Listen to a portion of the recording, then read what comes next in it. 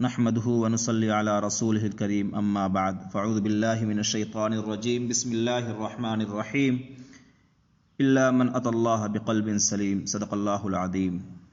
میرے بھائیوں، میں آج چھوٹے سے موضوع پر بات کر رہا ہوں اور بڑے قیمتی باتیں کر رہا ہوں کہ ہر انسان کی زندگی میں 3 دن بہت اہم ہوتے ہیں۔ پہلا دن، بچہ جب دنیا میں پیدا ہوتا ہے اس دن شیطان بچے کو مس کرتا ہے، اس لیے بچہ روتا ہے۔ اللہ کرے کہ کوئی نیک بندہ پاس ہو جو ایک کان میں اذان دے دوسرے میں اقامت کہے، کیونکہ اس کی برکت اس کی زندگی میں پوری زندگی رہتی ہے۔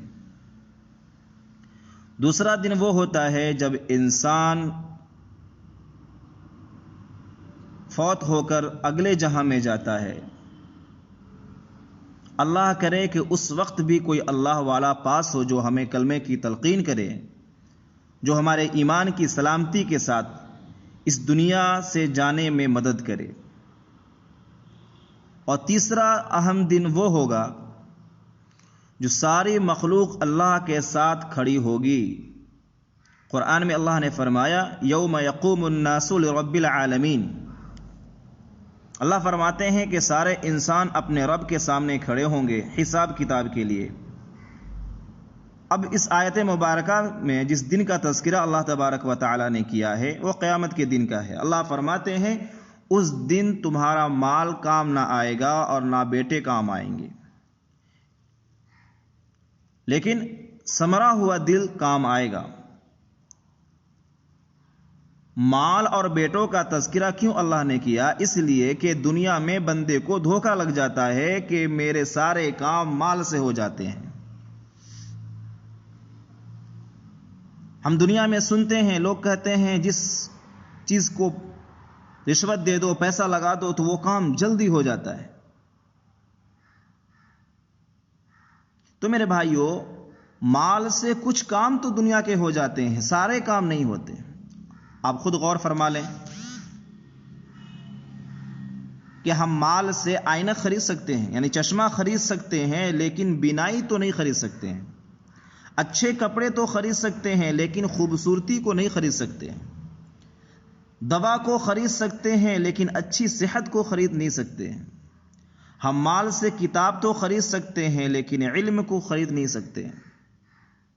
مال سے دنیا کی چاپلوسی تو خرید سکتے ہیں، کسی کی دل کی محبت کو خرید نہیں سکتے ہیں۔ تو مال سے دنیا میں بھی ہر کام نہیں ہوتا، اور اللہ فرماتا ہے آخرت میں تو مال بالکل ہی کام نہیں آئے گا۔ انسان کو اپنے بیٹوں پر بڑا بھروسہ ہوتا ہے۔ جس کے 5-7 بیٹے ہوں، کوئی بڑا آفیسر ہو، کوئی فوج میں ہو، کوئی سیاستداں ہو، کوئی تاجر ہو، کوئی فلاں ہو، باپ یہ سمجھتا ہے کہ میرے بیٹے ہیں، اگر کوئی مسئلہ میرے سامنے آ گیا میں ان کو بتاؤں گا، میرے مسئلے میرے بیٹے حل کر دیں گے۔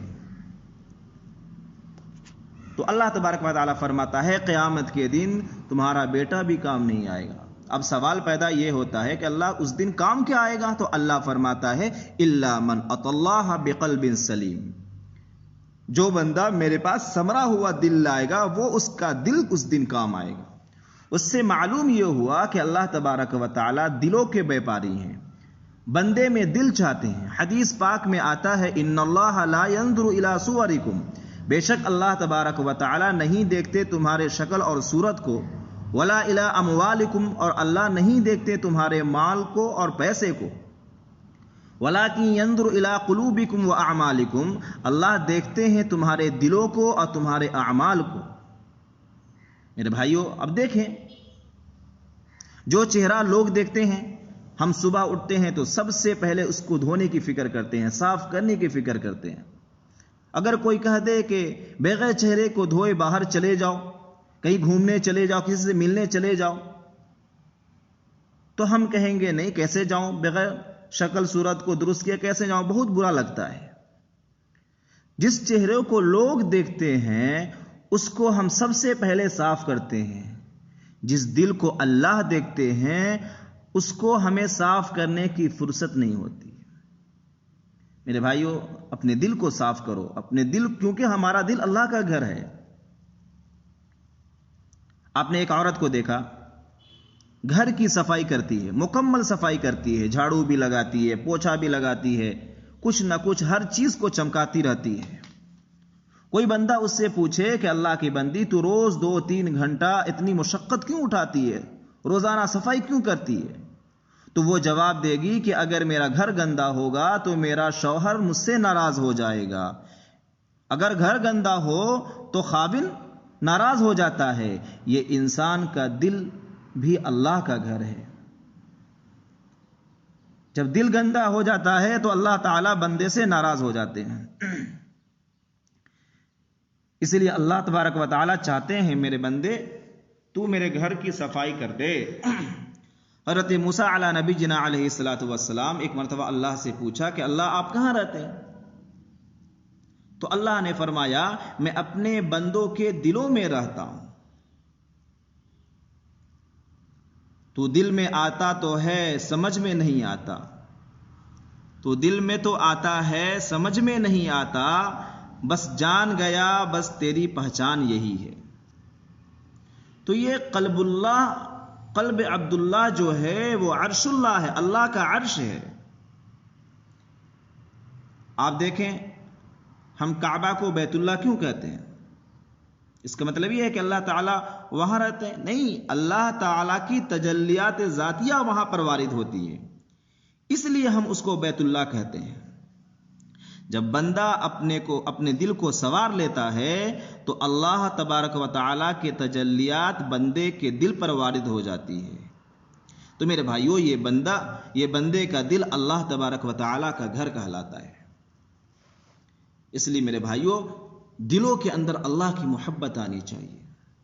اللہ نے قرآن کے اندر فرمایا ہے، سورہ توبہ میں 10ویں پارے کی آیت، اللہ نے فرمایا قل ان کان آباؤکم وابناؤکم واخوانکم وازواجکم وعشیرتکم واموال اقترفتموها وتجارة تخشون کسادها ومساکن ترضونها احب الیکم من اللہ۔ اللہ نے 8 باتیں پہلے بتائی، اس میں باپ بھی ہیں، بھائی بھی ہیں، بیوی بھی ہے، خاندان بھی ہے، اور تجارت بھی ہے، اور مال بھی ہے، اور پھر تمہارے مکان بھی ہیں۔ یہ سارے چیزوں سے زیادہ تمہارے دلوں میں کسی کی محبت ہو تو اللہ کی محبت ہوگی۔ اور پھر اللہ تبارک و تعالیٰ فرماتا ہے اگر 8 چیزوں میں سے اگر ایک چیز بھی اللہ کی محبت میں رکاوٹ پیدا کرتی ہے تو پھر اللہ کے عذاب کا تم انتظار کرو۔ واللہ لا یہدی القوم الفاسقین، اللہ کے حکم کو توڑ کر کوئی کامیاب نہیں ہو سکتا ہے۔ اس لیے میرے بھائیوں اس چھوٹے سے موضوع کو میں آپ کے سامنے پیش کیا ہے، اور آپ سے میں درخواست کروں گا کہ ہمارے اس ویڈیوز کو آپ زیادہ سے زیادہ لوگوں پہ شیئر کریں، تاکہ اللہ تبارک و تعالیٰ سے میں دعا بھی کرتا ہوں کہ اللہ تبارک و تعالیٰ ہماری چھوٹی سی بات کو جو ہماری زبان سے نکلی ہے، آپ کے ایک شعر سے اللہ تبارک و تعالیٰ کسی کو ہدایت دے، کسی کے دل میں اللہ کی محبت جگ جائے تو ہمارے لیے نجات کا ذریعہ بنے گا، کار خیر میں ہمارے بھی حصہ ہو جائے گا۔ اللہ تبارک و تعالیٰ سے دعا ہے کہ اللہ تبارک و تعالیٰ ہمارے دلوں میں اللہ کی سچی محبت عطا کر دے۔ آمین یا رب العالمین، وآخر دعوانا ان الحمد للہ رب العالمین۔